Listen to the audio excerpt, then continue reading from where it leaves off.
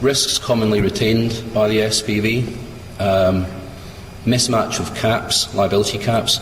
The liability for the SPV under the project agreement is often uncapped. A subcontractor, an O&M contractor, will never accept that. They will always want an overall cap on their liability, often a percentage of the contract price. Insurance is another issue. The contractor may often ensure that they've got the proper insurances in place, and they'll provide wide indemnities to the SPV. The question mark is whether the insurance actually covers the indemnities. So it's just a checking exercise to ensure that the insurance covers the indemnities that are being provided by the contractor. Just skipping down a few. Principal contractor interface. The contractor obviously has got a cap and liability. If the contractor is capped out, i.e. it's eaten up all of its cap, then that risk will sit with the SPV. And the same for consequential loss, where there's revenue loss from defects which are capped out.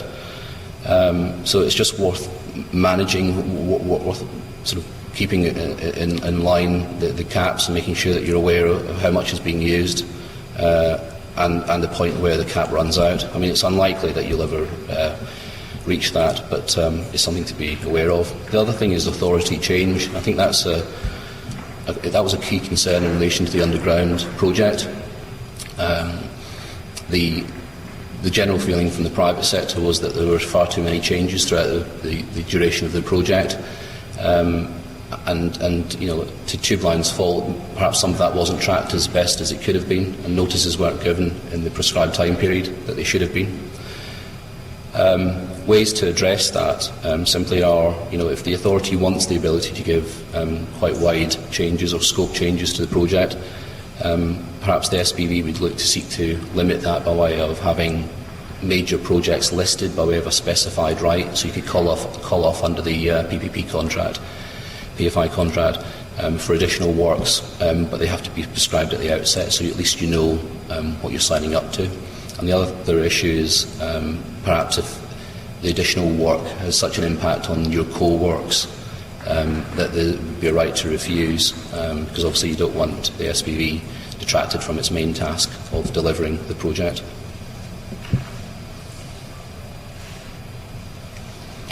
Some additional retained risks, and these are largely during the operational and maintenance phase.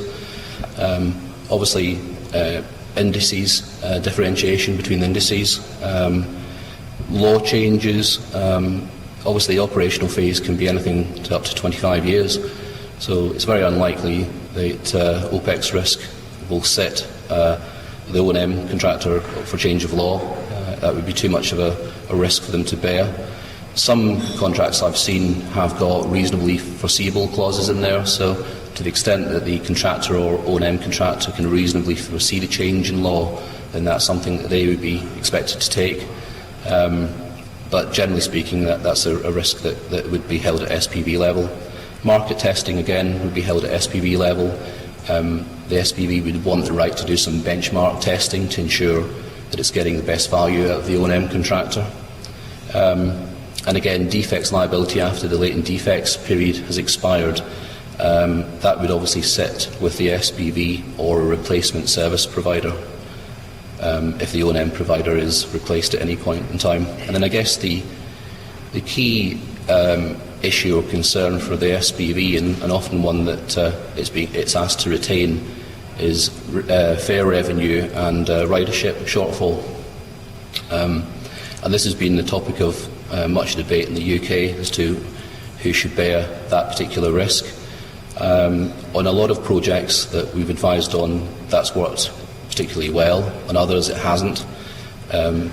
Interestingly, on the Dubai Metro, which isn't a PPP, it's an EPC contract, Serco only has the availability risk, so not ridership risk. So they just have to ensure that the metro is available for use. The key issues here, I guess, for the SPV and for the authority to obviously consider are the fare, who sets the fares. I suspect that's the authority, and whether that provides a reasonable rate of return. The concern from the SPV perspective will be perhaps lower expected ridership through lack of public interest. That's always a concern. And then also the feeder into the metro, the bus services, whether they're going to be running adequately and whether they're going to be servicing the metro in such a way that it ensures that ridership will be at the right level. So all those factors, which I'm sure you're considering, will be taken on board by both sides. Ridership's been a particular issue on one of the PPP contracts in the UK, which I advised, which was on the Croydon metro. That just wasn't sufficient. The SPV just took far too much risk, and ultimately it couldn't handle that particular risk. So it needs to be a good, fair proportion on the risk allocation there. We've pretty much spoken about some of these points. Project risk insurance will be taken out, obviously, by the authority. Contractors are expected to take all construction, all risk insurance out. There's a number of other types of insurance that you can get, particularly business interruption insurance to cover any shortfalls during a force majeure period. Ultimately, where the insurance is so excessive that it's just not something that either party can bear, that risk would ordinarily sit on the government as the sort of insurer of last resort. Limits on liability. Again, the building contractor would look to limit its liability to a percentage of the actual contract price for a period of 12 years. O&M contractor usually 1.5 times its annual service fee for that year. There's a number of exclusions that one would expect to come out of the liability cap, which would be insurance, PI death, personal injury, gross negligence, liquidated damages, abatements and interface claims. Those are the claims between the building contractor and the O&M contractor under the interface agreement that I mentioned at the start of the talk. So those would not ordinarily be covered by the caps. And obviously the limitation on liability will have an effect on the overall contract price. Less limitation, higher price. I thought I'd finish with just some lessons learnt from my previous experience. Basically, what you're looking at here is a politically sensitive project, and politically sensitive projects are notoriously difficult to deliver, not least because there's a lot of pressure on everybody. I think my message to all parties will be to stick to the contract. Don't seek to try and set up quasi-contracts or collateral agreements, or have side discussions that set up processes and practices that perhaps run contrary to the contract. Ultimately, that leads to trouble. In my experience.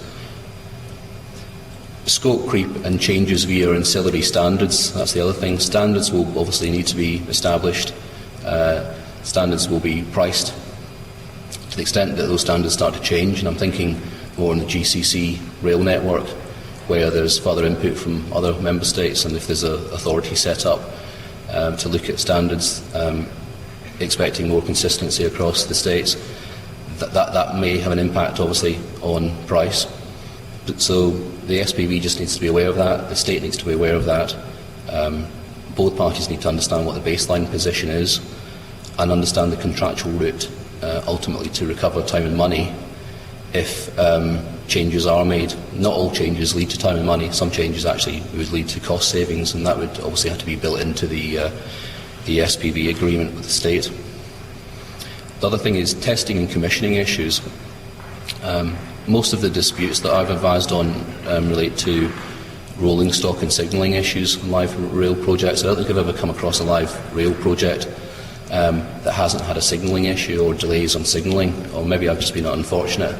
But what you tend to find is that when you get a slip in the programme in relation to installation of signalling, then the testing and commissioning phase gets squeezed, and it's often the case, being on the private sector side, that you try and use some of that time for your installation works. And I think you just need to be very clear, and the state needs to be clear on what the programme is and what's expected from the SPV contractor, and actually who owns the programme to an extent, and who has control over the programme. So that's a key issue to consider. Access as well to the various contractors and subcontractors that are working on site, that needs to be thought through. any planning, environmental issues that need to be thought through, who takes that risks, are there any permits that need to be put in place before works commence. Because some of the works are going to be tendered separately, so I'm thinking maybe several PPP contracts potentially. How does that work on the interface side, the intellectual property rights, on the signalling? Are you going to use the same signalling contractor for all 2 to 4 lines, or different providers? If you get someone else in to do the maintenance on the signalling systems, will that affect warranties that are provided? Those issues all need to be thought through. So the key thing is to actually work through what your potential interface risks are, identify them, and if possible, make it clear in the SPV what's expected from the SPV provider. And that's it. Thank you.